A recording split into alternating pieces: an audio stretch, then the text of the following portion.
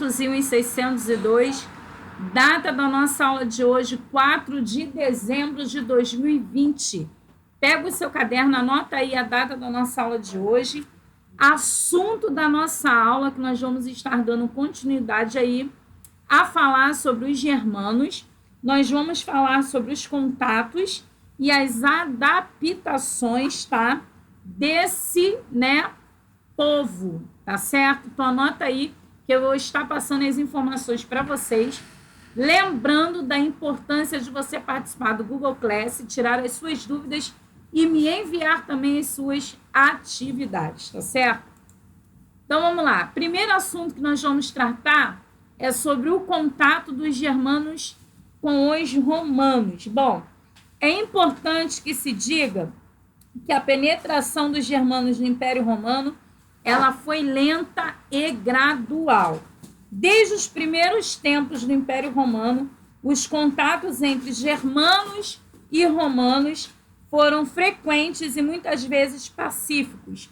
E entre os séculos I e IV, os germanos foram entrando no Império Romano de diversas formas. Sabe como? Primeiro, na função de soldados, chegando a ocupar os mais elevados postos do exército romano, e a partir do século III, os romanos aceitaram em suas fileiras regimentos inteiros formados por germanos, aonde aí nós vamos ter os alanos, os otrogônios e entre outros povos. Em troca do serviço militar, eles recebiam terras. Estes germanos eram chamados pelos romanos de federados.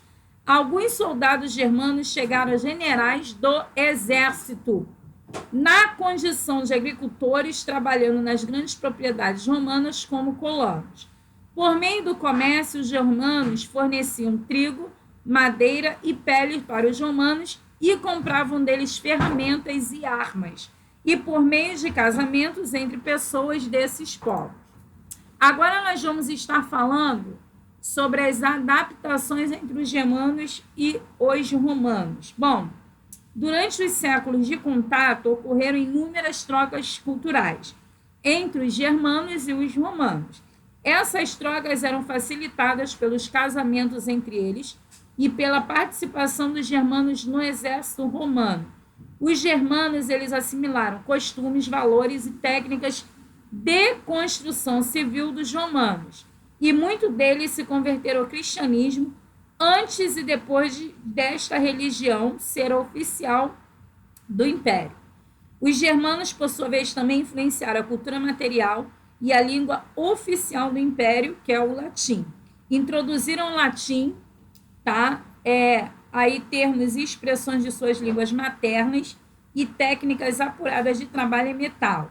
Suas joias, elmos, espadas, capacetes, coroas e braceletes eram muito admirados no mundo romano.